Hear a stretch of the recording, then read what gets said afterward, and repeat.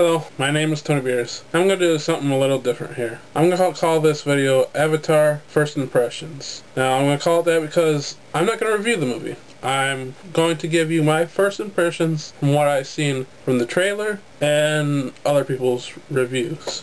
Because I have not seen the movie, and who knows, I might never even ever see the movie Avatar. Now, I know this may be shocking to some of you movie fanboys out there, but I have only seen one James Cameron movie, and that is Terminator 2. So I'm not a fan of James Cameron. Okay, I've never seen Aliens. I have seen the Alien versus Predator movies, which doesn't really want to make me go see the Alien movies. You know, after the first one was okay, but the second one was pretty bad. And I definitely have never ever seen Titanic. That's just that the movie doesn't appeal to me whatsoever. I don't like these romantic dramas. They don't. That's just not my type of movie. I've never seen the first Terminator movie. The only reason I've seen the second Terminator movie is because it was so hyped, just like this movie Avatar. It was really hyped at the time. So I felt, oh, I have to see this movie, and I waited till it was on video to see it. And yes, video before DVD. I seen it. I have to say I wasn't impressed. It was. Don't get me wrong. It was a decent movie. It was actually a pretty good movie, but it did not live up to the hype for me. I heard so many people say that the movie was so amazing, that the new special effects were so groundbreaking and so innovative and so new. It was going to change the history of movies, and I thought, yeah, the special effects were really good, but they weren't astounding. They didn't really impress me that much. Since then, I've always been kind of skeptical of movies that have been overly hyped, and this movie Avatar falls in that category. I first heard of it from G4's coverage of the Comic-Con that year that it was announced, and his whole hyped so highly. Like, everyone was trying to get in to watch a preview for it, and people were even turned away. Okay, so that kind of got me excited. I was like, if all these people want to see this must be good. And James Cameron even boasted how great it was going to be, that it was new and was going to change movie history, and just as Terminator 2 did, or was hyped to do. So then I saw the teaser trailer for this movie. Well, first I saw posters, I think, and I saw the teaser trailer. And again, I was not impressed. It looked good, but not great. The CGI characters look good, but not great. Honestly, I've seen better CGI characters in some video games that I've played. I saw it, and I was so disappointed in that first trailer. I was like, he spent 10 years on this? Then I seen there's a second trailer, and it was a little better. But something I noticed about the trailer, and a lot of people also have noticed, is that the message of this movie was so obvious. It was an anti-war movie. It was an anti-moving of indigenous people from their lands, similar to the way the Americans did with the Native Americans. When I saw that second trailer, I was like, that was so obvious that's what it was all about. And I don't like movies that are obvious what their message is. I don't like when they beat you over the head with their message, which is what this trailer did. From this trailer, this movie seemed to be very black and white, good and bad. There wasn't very much gray area in this movie, and that's okay, but I prefer the characters to be more morally ambiguous. In other words, that you're kind of conflicted on which side you want to take, that you don't know which side is really the good guys, and I prefer movies to challenge you a little bit more like that, and this movie just clear cut it, black and white. I've heard many critics and I've only heard one negative review on this, and also I don't like to jump on the bandwagon of critics that say, oh, this movie is so great. Also, it seems that James Cameron is really fishing for an Oscar for this movie.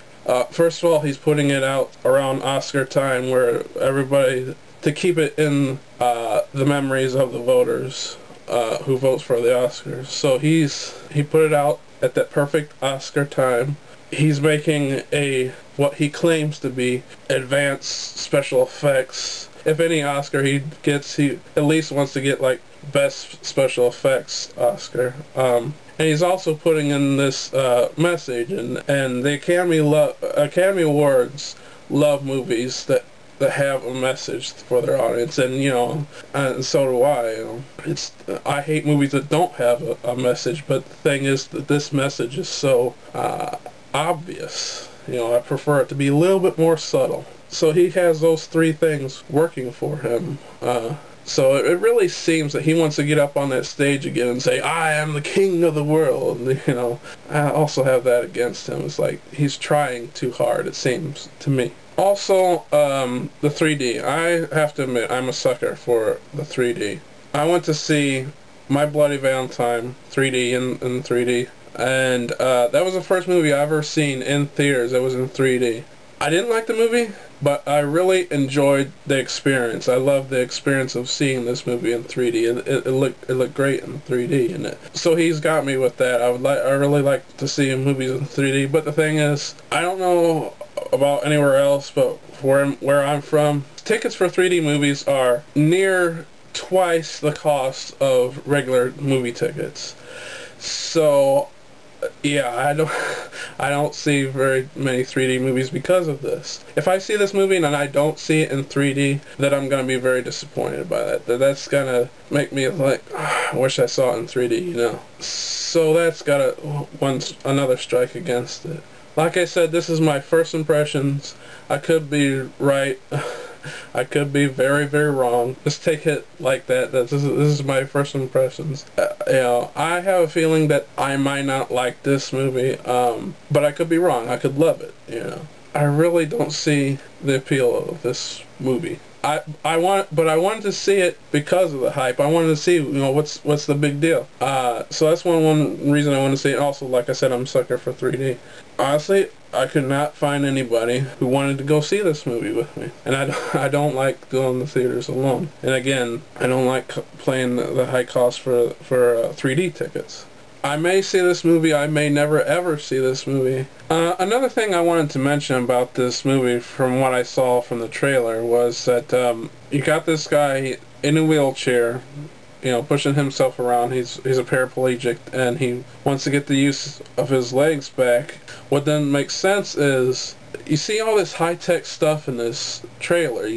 Obviously they're on another planet, so human beings has now managed to go to fly spaceships from planets to planets, and also you see these planes, and you see these mech suits, which by the way have robotic legs, and they have all this technology, and yet he can't regain the use of his legs. So I thought that was just kind of strange. You got mech suits walking around, and yet you got this guy pushing around himself in a wheelchair. It's like, so that didn't make sense to me. This movie is also an anti-war protest movie, which would make a lot more sense to have it come out before we actually already went to war. So James Cameron kind of missed the boat on that one.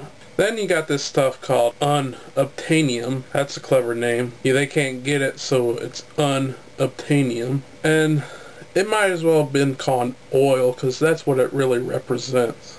That's my first impressions, but like they say, first impressions are often wrong, so we'll see. I may see this movie, I may never ever see this movie, but those are my first impressions, and I'll see you next time. Alright everybody, it's Christmas! Let's party!